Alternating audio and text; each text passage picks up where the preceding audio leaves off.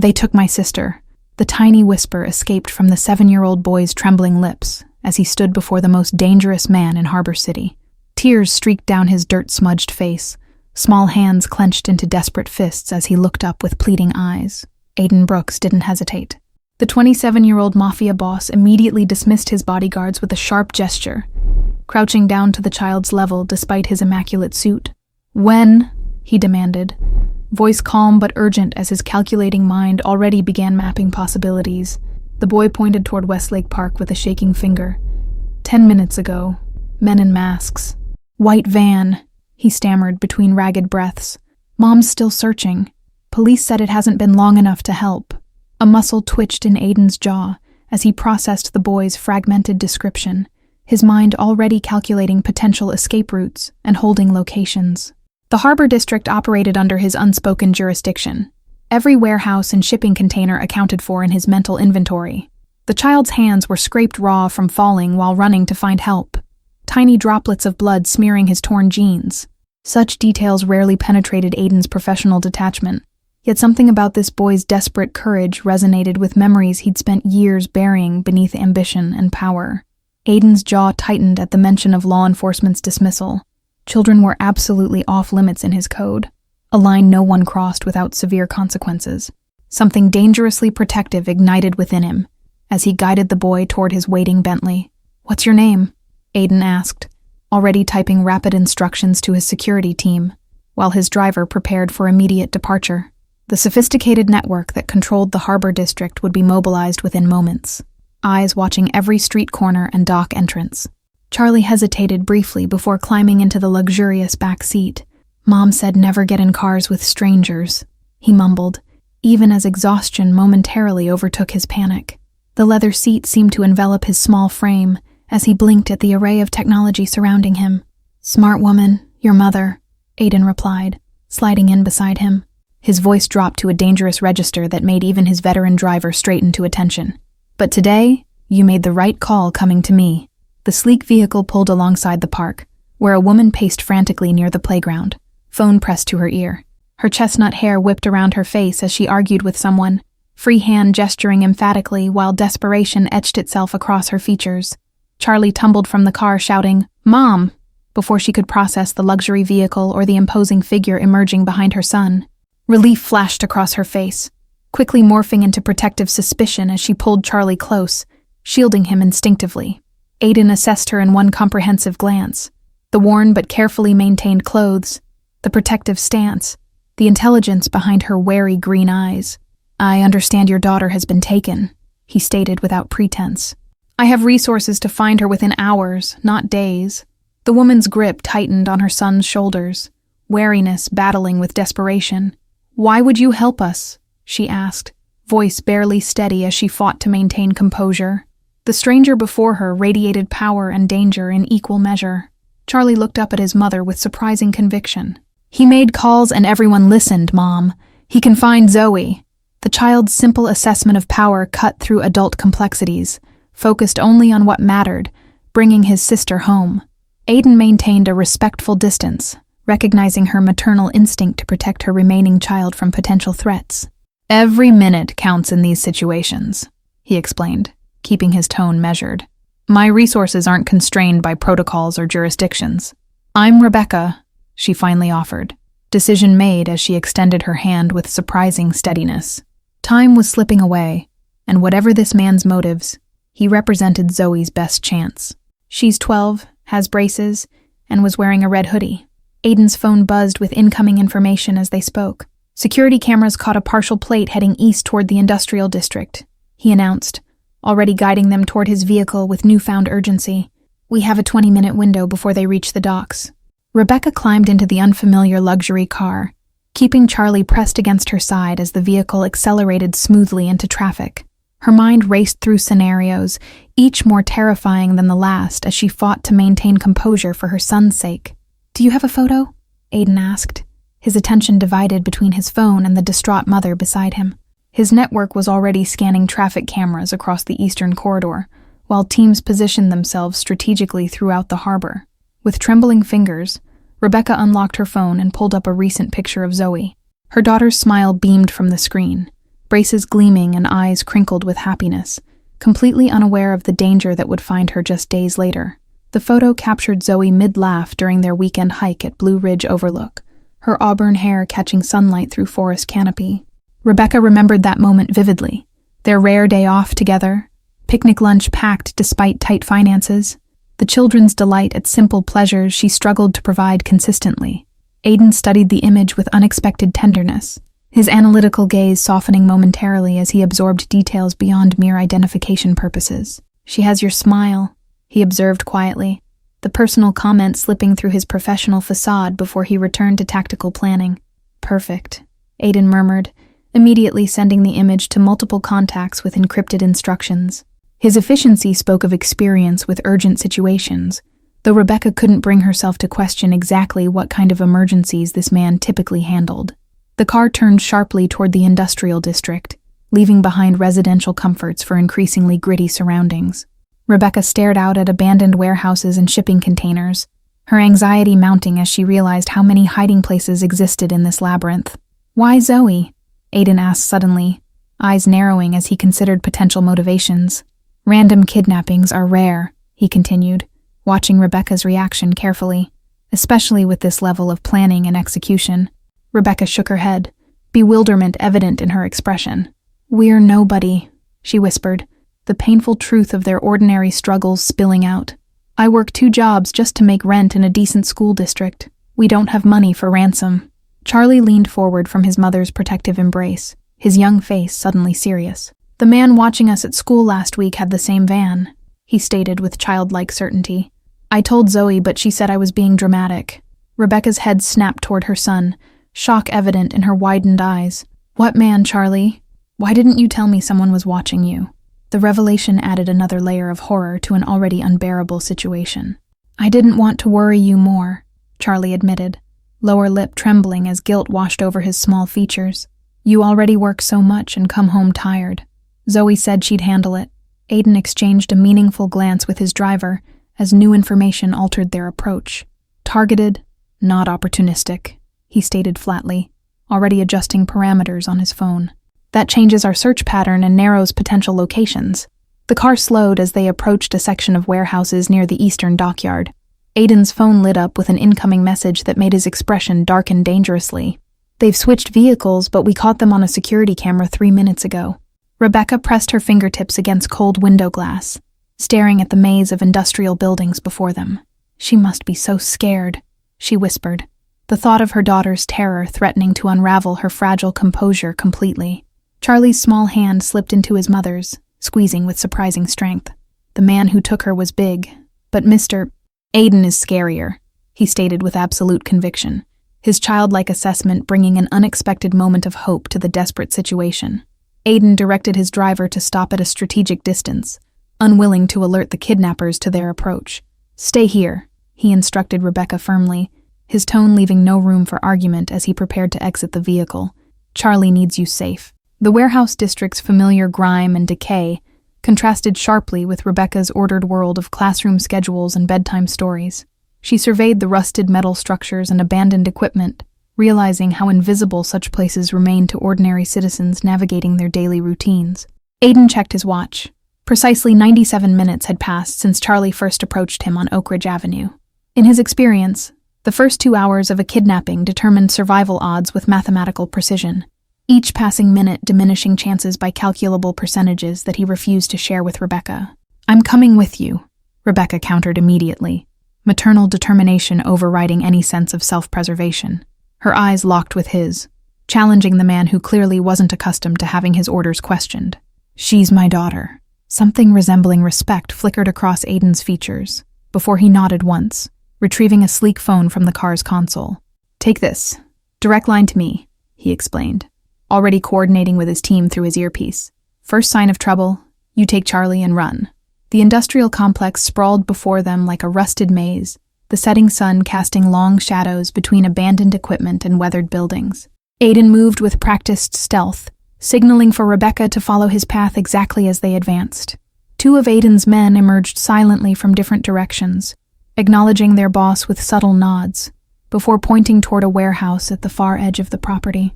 The fading daylight glinted off something metallic as one passed Aiden, a compact object Rebecca couldn't identify. 3 men inside, the taller security operative reported in a low voice, maintaining a professional distance from Rebecca and Charlie. Girl is in the northeast corner, appears unharmed but restrained. They're waiting for a boat that docks in 40 minutes. Rebecca's breath caught painfully at the confirmation that Zoe was alive, relief mingling with renewed urgency as the implications of waiting for a boat registered fully. They were planning to transport her daughter somewhere else, somewhere they might never find her. Aiden absorbed the information with cold calculation, his expression hardening as he issued precise instructions to his team. The transformation from the man who had gently addressed Charlie to this commanding presence was jarring, yet oddly reassuring under the circumstances. "I need you to wait here with Mac," Aiden told Rebecca, gesturing toward one of his most trusted men. His tone remained kind but firm as he added, "Charlie stays completely out of sight. No matter what sounds you hear, don't come inside until I call." Charlie tugged at Aiden's sleeve before he could turn away, his small face serious beyond his years. "My sister has asthma," he whispered urgently. "Her inhaler is in her backpack. She gets scared and then can't breathe good." The information altered Aiden's approach immediately, urgency replacing methodical planning as he signaled to his team with new directives. Medical complications meant time was even more critical than they'd initially calculated, especially with Zoe likely experiencing extreme stress. 4 men moved into position around the warehouse with practiced precision, communication flowing through nearly imperceptible gestures and earpiece confirmations. Rebecca watched in stunned silence, suddenly grasping the magnitude of resources this stranger had mobilized for her daughter. 2 minutes, Aiden stated, checking his watch before meeting Rebecca's eyes with unexpected gentleness. "When this is over, we'll need to talk about why someone targeted your family specifically. There are patterns here that don't make sense." Before Rebecca could respond, Aiden had vanished into the shadows between buildings, moving with lethal purpose toward the warehouse where her daughter was being held. The last crimson rays of sunlight disappeared beyond the horizon, plunging the dockyard into darkness. The abandoned warehouse stood against the night sky like a hulking beast, its broken windows reflecting moonlight in jagged patterns. Rebecca pressed Charlie closer as they waited behind a stack of shipping containers, her heart pounding so loudly she was certain everyone could hear it. Mac, Aiden's trusted security man, kept a vigilant eye on the perimeter while maintaining constant communication through his earpiece. His steady presence provided unexpected reassurance as Rebecca whispered quiet comfort to Charlie, whose small body trembled against hers. The silent efficiency of Aiden's team spoke of military precision, each man moving with purpose to predetermined positions around the warehouse. No wasted motion, no hesitation, just the fluid coordination of professionals who clearly operated outside normal constraints. A soft crackle from Mac's earpiece preceded his subtle nod toward Rebecca. "They've established visual confirmation of your daughter," he informed her quietly. "Mr. Brooks says she appears uninjured but frightened, exactly where our intel placed her." Rebecca bit her lip hard enough to draw blood, the metallic taste grounding her as waves of conflicting emotions threatened to overwhelm rational thought. Hope warred with paralyzing fear, while gratitude toward this mysterious benefactor battled with suspicion about his motives. Charlie tugged at his mother's sleeve urgently, pointing toward a dark figure moving along the warehouse roofline with cat-like grace. "Is that one of the bad guys?" he whispered, eyes wide as he tracked the shadow's progress toward a skylight. "One of ours," Mac assured him with a hint of pride in his otherwise professional demeanor. "Best infiltration specialist on the eastern seaboard, former special forces before Mr. Brooks recruited him personally." The waiting became its own form of torture as minutes stretched impossibly, marked only by Rebecca's racing heartbeat and Charlie's increasingly tight grip on her hand. No sounds emerged from the warehouse, either a testament to Aiden's team's stealth or a worrying indicator of complications. Suddenly, a brief flash of light from inside the warehouse caught Rebecca's attention, followed by complete darkness as the entire block's power grid went dead. The strategic blackout plunged the industrial zone into an inky void, broken only by distant city lights. Mac immediately positioned himself protectively before Rebecca and Charlie, his posture alert, but unsurprised by the development. "Planned disruption," he explained tersely. "Cuts their communications and gives us the advantage with thermal imaging." Charlie pressed closer to his mother, uncharacteristically quiet, as understanding dawned in his young eyes. "Mr. Aiden planned everything," he whispered, with a child's simple faith in adult capability. He's like the heroes in my video games, but real. 3 rapid clicks sounded from Mac's earpiece, causing him to straighten immediately. They've secured the primary entrance, he reported, checking his watch with military precision. Secondary team confirms the loading dock is contained. Extraction underway.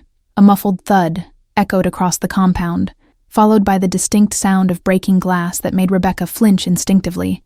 Mac remained impassive, his focus entirely on the warehouse as he monitored the operation through his communications channel. The night air carried faint shouts, then silence, heavier and more significant than before. Rebecca held her breath until her lungs burned, counting seconds that stretched into a torturous eternity while clutching Charlie's small hand like a lifeline. Mac's earpiece crackled once more before his professional facade cracked with the faintest smile. Package secured, he announced, the formal terminology failing to mask the genuine relief in his voice. Mr. Brooks is bringing her out personally. Hostiles neutralized. The warehouse door swung open with a metallic groan that shattered the tense silence. Rebecca strained to see through the darkness, her entire being focused on the shadowy figures emerging from the building's gaping entrance. Aiden appeared first, his imposing silhouette unmistakable even in near-total darkness. In his arms, he carried a small form wrapped in what appeared to be his suit jacket, Zoe's red sneakers dangling visibly as he moved swiftly toward their position. Blood stained the cuff of Aiden's once immaculate shirt, though whether his or someone else's remained unclear in the shadows between warehouses. His expression revealed nothing as he approached, that same controlled composure that had initially intimidated Rebecca, now providing strange reassurance amid chaos. The weight of Zoe in his arms seemed to transform him momentarily from hardened crime boss to something unexpectedly gentle. Despite his dangerous reputation, he cradled the girl with practiced care, supporting her head against his shoulder as naturally as if he routinely carried sleeping children to safety. Rebecca's legs nearly buckled as she stumbled forward, releasing Charlie's hand in her desperate rush to reach her daughter. Time seemed to slow as Aiden carefully transferred Zoe into her mother's trembling arms, the girl's tear-streaked face buried immediately against Rebecca's neck. Mild sedative, Aiden explained quietly, supporting Rebecca's elbow as she adjusted to her daughter's weight. They were keeping her compliant for transport. Medical team is standing by, but her vitals are strong and airways clear. Zoe stirred against her mother's embrace, eyelids fluttering as she struggled against the medication's effects. "Mom?" she mumbled, confusion evident in her voice as she attempted to orient herself in the unfamiliar surroundings. Charlie darted forward with a cry of relief, wrapping his small arms around his sister's legs, as Rebecca held her tightly. The family reunion created a momentary bubble of privacy that even Aiden's watchful team respected with tactical distance.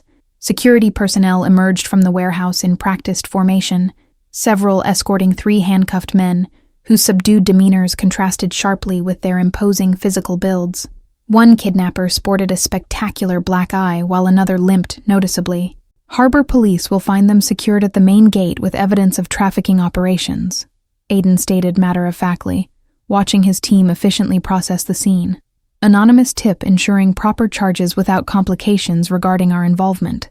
Rebecca finally tore her eyes from Zoe's face to look at the man who had orchestrated her rescue.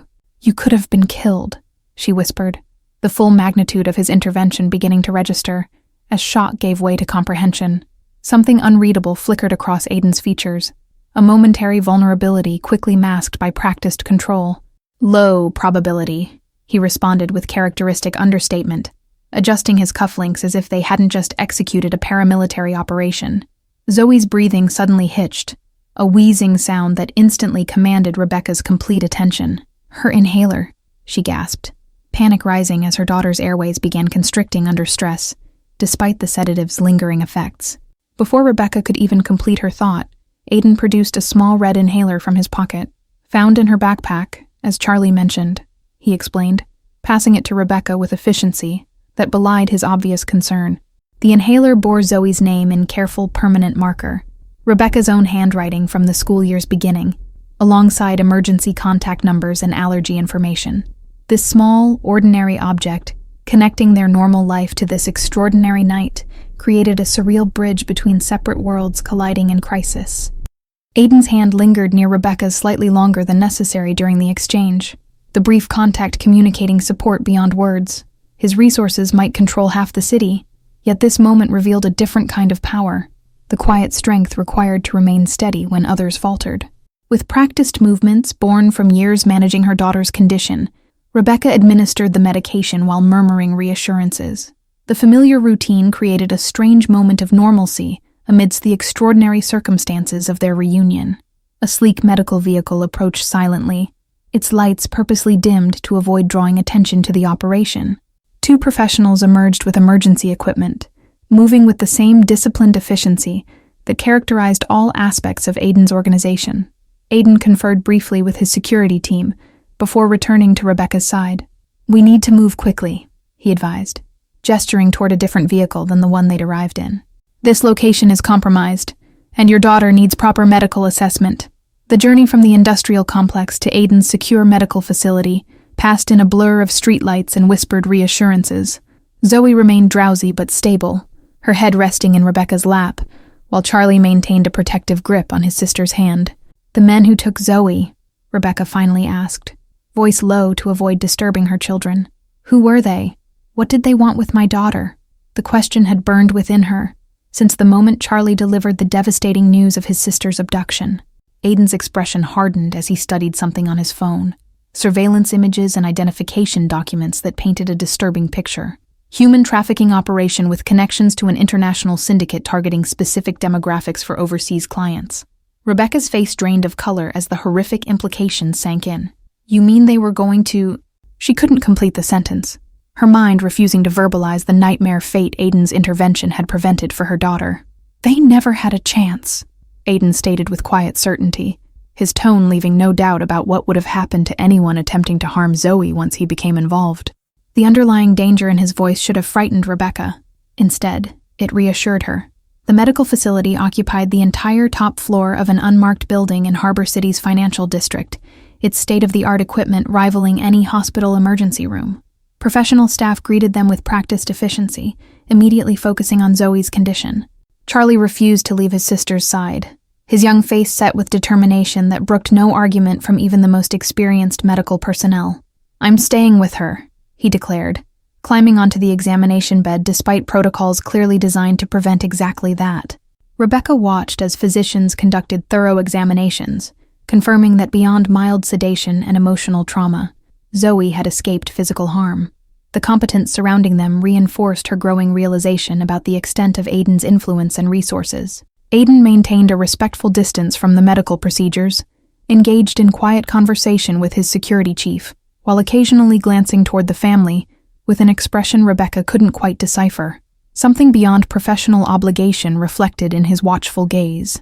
Medical staff moved with practiced efficiency, their credentials suggesting backgrounds in emergency trauma and pediatric care rather than standard clinic experience. Rebecca wondered briefly how many gunshot wounds and suspicious injuries these professionals had treated without documentation, their skills apparently reserved exclusively for Aiden's organization. The examination room's cutting-edge equipment and pharmaceutical supplies rivaled any hospital's emergency department, yet existed completely outside regulatory oversight. This parallel medical system operating in shadows represented another layer of Aiden's influence extending beyond legitimate business ventures into essential services, maintaining his operations' independence. "They knew her routine," Aiden stated when Rebecca finally joined him by the panoramic windows overlooking the city lights. "The park, her asthma, the timing between your jobs, all indicating surveillance over multiple weeks before making their move." Rebecca pressed her palms against cool glass, steadying herself against revelations that continued to shatter her perception of their ordinary life. "But why us? We're completely unremarkable. I teach elementary school and wait tables. We barely make ends meet." Aiden hesitated, clearly weighing how much information to share while respecting her fragile emotional state. "Your former husband's gambling debts," he finally explained, watching her reaction carefully. "He owed significant sums to dangerous people before disappearing 2 years ago." The revelation struck Rebecca like physical blow, memories of her ex-husband's promises and subsequent abandonment taking on sinister new dimensions. "He left us with nothing," she whispered, anger displacing shock as pieces aligned into horrifying clarity. "They took Zoe as payment," Aiden confirmed, his controlled tone failing to completely mask his disgust at the arrangement. "Your daughter for canceled debt. Standard practice in certain circles when conventional collection becomes impossible." Charlie appeared beside them, his small hand slipping into Aiden's with natural trust that momentarily stunned the hardened crime boss. "Thank you for saving my sister," the boy said simply, exhaustion evident in his drooping shoulders, but gratitude shining in his eyes. The next morning found them in Aiden's penthouse, overlooking Harbor City's glittering skyline, the children sleeping peacefully in a guest suite after their ordeal. Rebecca cradled a steaming cup of coffee between trembling hands, the adrenaline crash leaving her exhausted, yet unable to rest.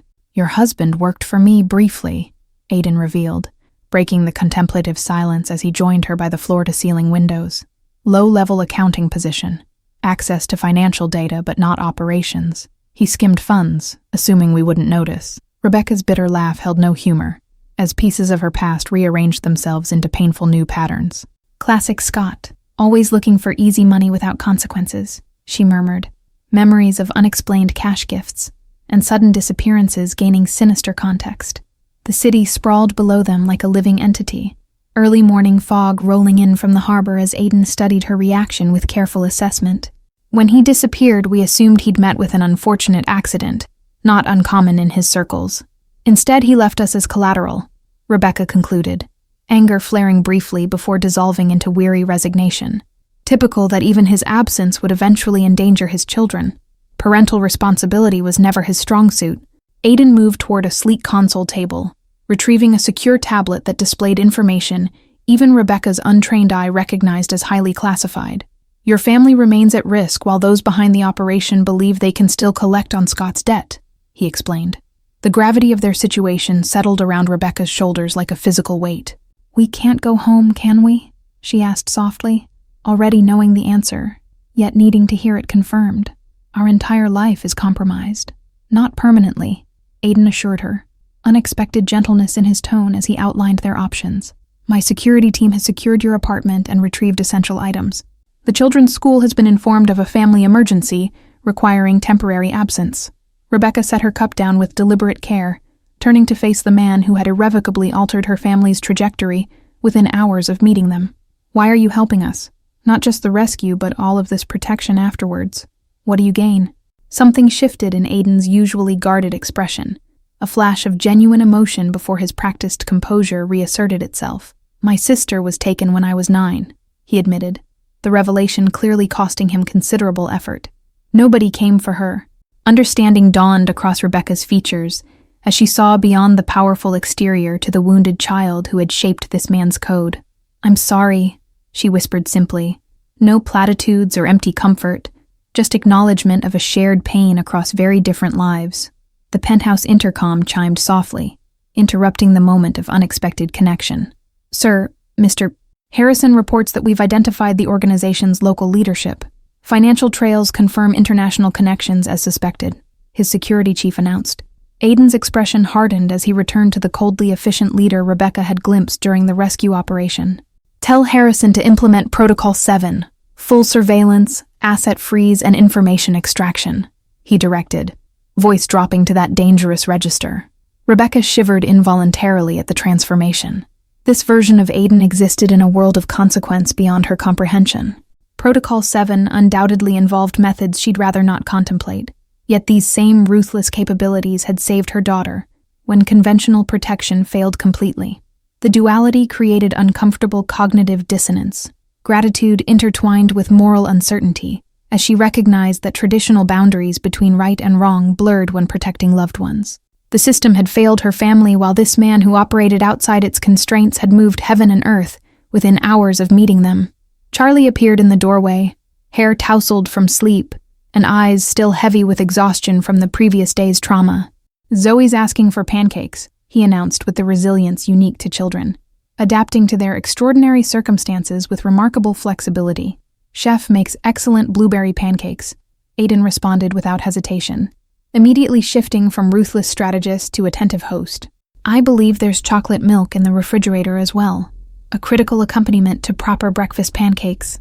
3 weeks passed in the safety of Aiden's heavily secured penthouse, a strange interlude where normalcy gradually rebuilt itself within extraordinary circumstances. The children adapted quickly, Zoe's nightmares diminishing as Aiden's personal therapist helped her process the trauma. Rebecca marveled at the transformation in her usually reserved daughter as she watched Zoe excitedly showing Aiden her science project through the office doorway. The girl who had once been paralyzed by shyness now confidently explained chemical reactions to one of Harbor City's most feared men. Charlie had appointed himself Aiden's unofficial assistant, trailing him through the penthouse with notepad in hand, solemnly recording important business stuff, with the dedicated seriousness only a 7-year-old could maintain. More surprising was Aiden's patient indulgence of the arrangement. "Your organization runs more legitimate businesses than I expected," Rebecca commented one evening as they reviewed documents from her remote teaching position. The school had been surprisingly accommodating about her family emergency, unaware she was residing with the city's most powerful crime boss. Aiden's rare smile briefly transformed his usually stern features as he considered her observation. "Empire diversification. Critical for longevity and stability," he explained, the business terminology contrasting with the warmth in his eyes as he watched Charlie constructing an elaborate fort in the living room. Rebecca had begun noticing these moments of unguarded humanity with increasing frequency, how he checked Zoe's inhaler supplies daily, remembered Charlie's dinosaur preferences, or ensured Rebecca's favorite tea was always stocked. Small considerations revealing the man behind the carefully maintained facade. "We've neutralized the immediate threat to your family," Aiden announced during dinner, his casual tone belying the significance of his words. "The organization's local operation has been thoroughly dismantled, leadership removed, and your ex-husband's debt officially expunged from their records." Both children looked up from their pasta with wide eyes, clearly understanding more than Rebecca had realized. "Does that mean we're safe now?" Zoe asked quietly, her fork suspended mid-air as she awaited the answer that would determine their future. "It means you have options," Aiden replied carefully, his gaze meeting Rebecca's across the table. "Your apartment has been secured with upgraded systems, or there's a property near Westlake with excellent security features available if you prefer a fresh start." Charlie's fork clattered against his plate as he processed the implications. "But we wouldn't see you anymore," he stated with child's directness that cut through adult complexities. "You're part of our family now. You can't just disappear." Rebecca watched something complex flicker across Aiden's expression, longing tempered by resignation, as if the boy had articulated a truth he hadn't permitted himself to acknowledge. "That's not entirely how adult relationships work, buddy," he began awkwardly. "Why not?" Zoe challenged unexpectedly, her newfound confidence extending to questioning authority figures. "You like us, we like you, and Mom smiles different when you're in the room. I may be 12, but I'm not blind." Warmth flooded Rebecca's cheeks as her daughter's astute observation hung in the air between them. "Perhaps this conversation requires adult privacy," she suggested, mortification battling with something dangerously close to hope as she met Aiden's startled gaze. Later that evening, after the children had finally surrendered to sleep, Rebecca found Aiden on the penthouse terrace, silhouetted against the city lights. "They've grown attached to you," she offered softly, joining him at the railing. "Not just gratitude, genuine attachment. They deserve stability, normality, everything my life can't offer," Aiden responded, conflict evident in his unusually unguarded expression. "Your daughter deserves school dances and science fairs without armed security scanning for threats." Rebecca studied his profile in the ambient city glow, seeing beyond the power and danger to something unexpectedly vulnerable. "Perhaps what they deserve is happiness and protection, both of which you've provided more effectively than anyone in their lives." Aiden reached for her hand, a gesture so uncharacteristically uncertain it revealed volumes about his internal conflict. "My world doesn't forgive weakness or vulnerability," he admitted quietly, thumb tracing absent patterns across her knuckles. "Yet seeing you with the children has made me question priorities I once considered immutable." The harbor lights reflected in the whiskey he'd barely touched, amber liquid catching city glow as Rebecca contemplated the extraordinary circumstances that had brought them to this moment. A dangerous man standing at a crossroads, contemplating a path he'd never considered viable, one involving school recitals and family dinners alongside his empire of carefully calculated power. Streetlights illuminated the subtle changes in Aiden's expression as her words penetrated carefully constructed defenses. For someone accustomed to transaction-based relationships and loyalty purchased rather than earned, the children's genuine attachment represented unfamiliar territory navigated without his usual strategic advantage. The penthouse terrace offered panoramic views of Harbor City's glittering skyline, the same streets where Aiden had built his empire through calculated decisions and controlled violence. Yet Rebecca sensed that despite commanding vast resources and wielding significant influence, true connection had remained elusive until a desperate boy approached him on a suburban street. The transition happened gradually, then suddenly, Rebecca and the children returning to a new home near Westlake Park, while maintaining a connection with Aiden that defied conventional definition. Security systems, driver services, and weekend visits created a strange bridge between their worlds. "You're dating a mafia boss," her colleague Jennifer whispered incredulously during lunch break, having spotted Aiden's distinctive car at school pickup the previous day. "The same man whose name makes hardened criminals cross the street when he's approaching." Rebecca stirred her coffee thoughtfully, no longer shocked by the dual nature of the man who had become central to their lives. "I'm dating Aiden," she corrected gently. "The man who reads Charlie bedtime stories using different voices for each character and checks Zoe's science homework." 3 months into their unconventional relationship, Rebecca stood in Aiden's walk-in closet, adjusting his tie for a rare formal event he'd invited her to attend. "Your associates will have opinions about your involvement with a kindergarten teacher," she noted, smoothing the Italian silk with careful fingers. "My associates' opinions ceased mattering the moment a 7-year-old boy trusted me to save his sister," Aiden replied, capturing her hands in his. "Some choices transcend business considerations. You and the children have become non-negotiable priorities." The charity gala represented Rebecca's first official appearance in Aiden's public world, her elegant burgundy dress a stark contrast to her usual practical wardrobe. Whispers followed them across the ballroom, as Harbor City's elite reassessed the power dynamics of a man they feared appearing genuinely captivated by a woman from outside their privileged circle. "Brooks has gone soft," a business rival muttered to his companion, voice carrying just far enough for Aiden to overhear as they passed. Domestic bliss dulling his edge, playing family man with some rescue project and her kids. Rebecca felt Aiden tense beside her, his hand tightening momentarily around hers before relaxing with deliberate control.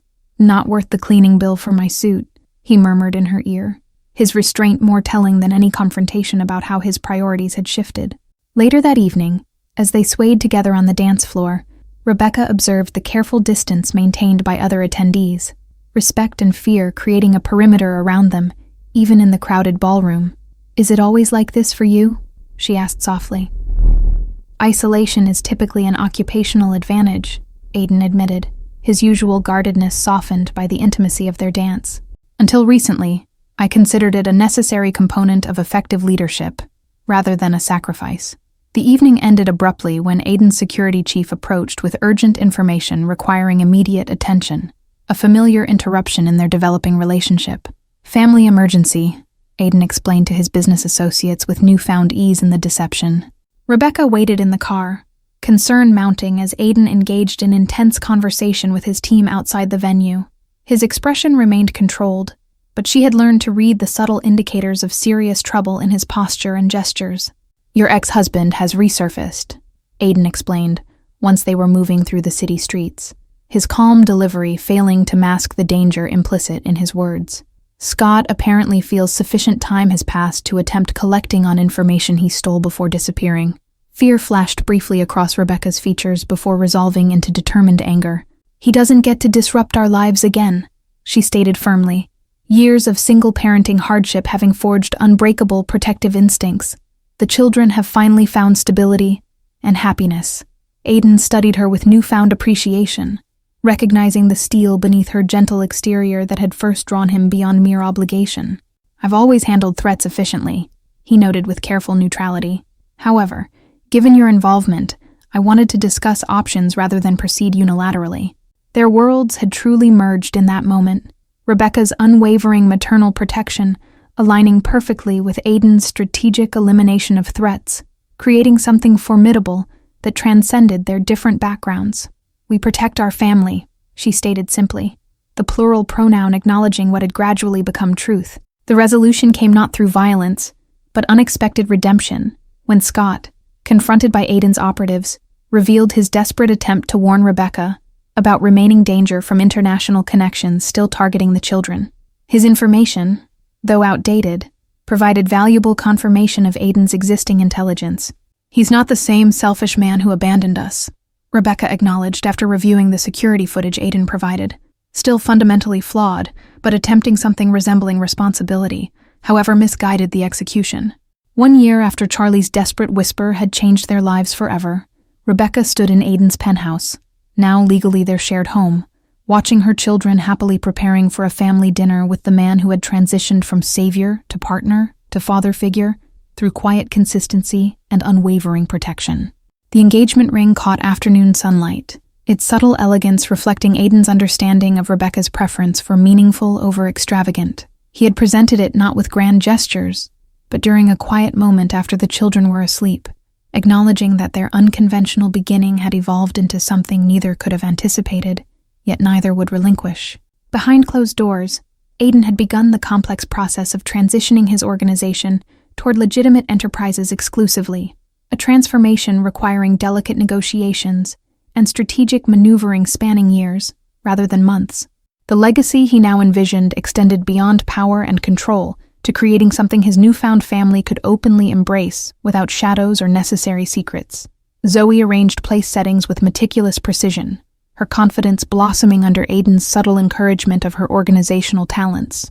The dining table that once hosted tense negotiations now centered family game nights and homework sessions, its expensive surface occasionally marred by art projects Aiden never complained about. Charlie proudly demonstrated his newly acquired chess skills, explaining strategies with exaggerated seriousness, while Aiden listened with genuine interest rather than feigned patience. The boy who once whispered desperately for help now moved through rooms with secure belonging, his nightmares replaced by ambitious plans involving Aiden's patient mentorship. Thank you all for following this story. If you're enjoying it, write in the comments where you're watching from, and don't forget to like, subscribe, and share the video, as your support is important for me to continue here.